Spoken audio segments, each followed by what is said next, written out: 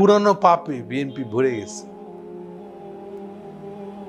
ওই যে এখনই নির্বাচন থেকে শুরু করছিল, সংস্কার লাগবে না বলে শুরু করেছিল, লাস্টে এসে ঠেকছে কোথায়? ওই সংস্কারই তাকে মেনে নিতে হয়েছে। মেনে নিতে নিতে এমন জায়গায় গেছে, ওই যে 2 টার্মের বেশি প্রেসিডেন্ট প্রধানমন্ত্রী থাকা দেবেন ওটাও মানছে। মেনে এখন ইতিমধ্যে পিআর এর ধারণা এসে পড়েছে। এখন এইটাকে সে গায়ের জোরে, গলার জোরে চিৎকার করে এটাকে দমাতে চাচ্ছে। ও বুঝতেই পারতেছে না যে ও নিজেকে যতটা ক্ষমতাশালী ভাবতেছে, এটা তো কাগজ কলমে। এটা ঠিক, প্রচুর সে চাঁদা পাইতেছে, চাঁদা তুলতেছে, কর্মীদেরকে র্যান্ডাম চাঁদাবাজিতে ডুবাই দিছে।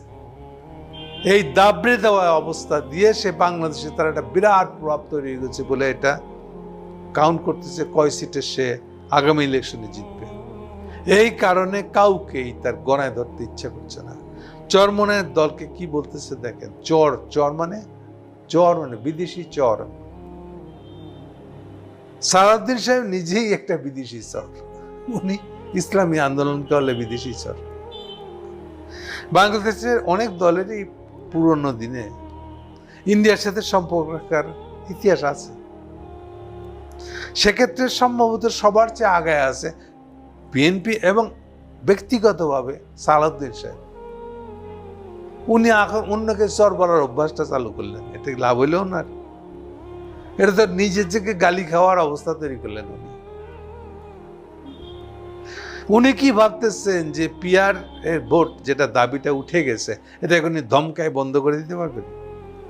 ওনারা কি মনে করেন তাদেরকে ইউনুস লাগবে না? তারা যেভাবে ইলেকশন চায় সেভাবে একটা ইলেকশনের আয়োজন করে ক্ষমতা চলে যাবে, আন্দোলন করবে। আচ্ছা, আন্দোলনের কথাটাই আসি। ওরা নিজেরাই 16 বছর আন্দোলন করছে না, লাভ হয়েছে কি? পারছে? তারা তো বুকে হাত দিয়ে বলতে পারবে না আমরা আন্দোলন করে হাসিনাকে ফালাইছি। কারণ খোদ তারেক জিয়া বলছে যে হাসিনাকে ফালানোর দায়িত্ব আমার না। কি করে পড়বে আমি তাও জানি না, আমার জানার কথা না এটা। আর এখন চোখ উল্টায় দিয়ে বলতেছেন 16 বছর আন্দোলন করছেন। 16 বছর কেন, 16 যুগ ধরে আন্দোলন করলেও হাসিনাকে ফেলাতে পারতেন না আপনারা, এটা আপনারা খুব ভালো জানেন। সাথে এখন এটাও জেনে নেন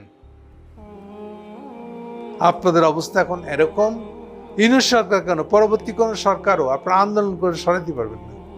এই মুরদ আপনাদের নাই, শেষ করে ফেলছেন। চাঁদাবাজি করে দলের লোকদেরকে ভাড়া হিসেবে নিয়ে এগুলো জমাইছেন ভালো দেখে মনে হয় যেন এই তো ইলেকশন আসলো আর আপনারা জিতে গেলেন। নিশ্চিত থাকেন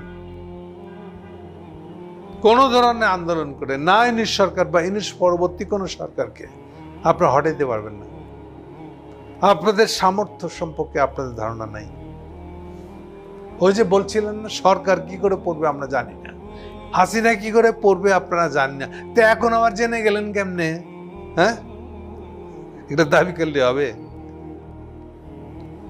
যা মনে চায় তাই বলতেছে।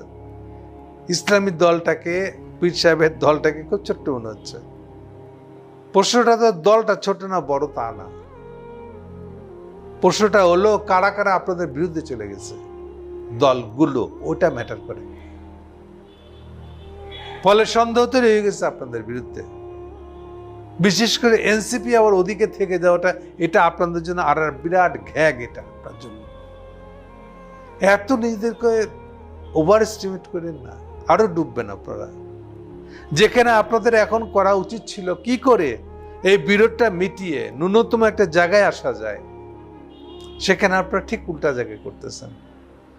শেষ কথাটা শুনে রাখেন, আপনাদের রাজনৈতিক দলগুলার, বাংলাদেশের রাজনীতিগুলার বাঁচবার একটাই পথ আছে, যে কোনো উপায়ে আপনাদের ঐক্য আনতে হবে। ঐক্য একমাত্র আসলে পরে, ন্যূনতম একটা ঐক্য, যতটুকু যা রেজলিউশন নিতে হবে ইউনুস সাহেবের সাথে, এগুলো রেজলিউশন শেষ করে ইলেকশনে চলে যেতে হবে। এইটাই একমাত্র পথ। আর কোনো পথে আপনাদের ক্ষমতায় যাওয়ার কারো কোনো সুযোগ নেই। তাতে বাংলাদেশের ভাগ্যে ভবিষ্যতে যাই হোক না কেন, অন্তত ইলেকশন হবে না। একটাই পথ, আপনাদেরকে দলগুলোর মধ্যে ঐক্য আসতেই হবে। সেখানে আপনারা কি করতেছেন? চরমনের পিছে খোঁচা মারতেছেন, জামাতের পিছনে খোঁচা মারতেছেন, যারাই পিআর পদ্ধতি তাদের খোঁচা মারতেছেন। ভাই, খোঁচা মারা সবচেয়ে সহজ, আর একজনের দাবিকে নিয়ে এটা টিটকিরি মারা সবচেয়ে সহজ। আপনার দাবি নিয়ে টিটকিরি করতে পারে না পিআর ওয়ালা দলগুলা? তাহলে এই পথে যাচ্ছেন কেন? যেখানে আপনার উদ্দেশ্য উচিত এইটা না, আপনি খোঁচা মারলে কি আপনি শক্তিশালী হয়ে যাবেন? যেখানে দরকার হলো দলগুলোর মধ্যে মিনিমাম একটা ঐক্যমত। এই ঐক্যমতটা ছাড়া আপনার ইলেকশন পর্যন্ত যাইতে পারবেন না। এটা নিয়ে যতই দ্রুত কোনো কিছু চেষ্টা না করবেন, ততই আপনার সবাই বিচ্ছিন্ন হয়ে যাবেন, দল হিসেবে বিলুপ্ত হয়ে যাবে। আমি বারে বারে বললাম, বারে বারে সাবধান করতেছি আপনাদেরকে, নিজেদেরকে এত বিরাট ক্ষমতাবান উস্তাদ এগুলো ছাড়া বন্ধ করেন, এগুলো ভাবনা বন্ধ করেন। কি করলে বাস্তবে হবে কাজ, ইলেকশন একটা হতে পারবে, সেগুলো নিয়ে চিন্তা করেন। Thank you.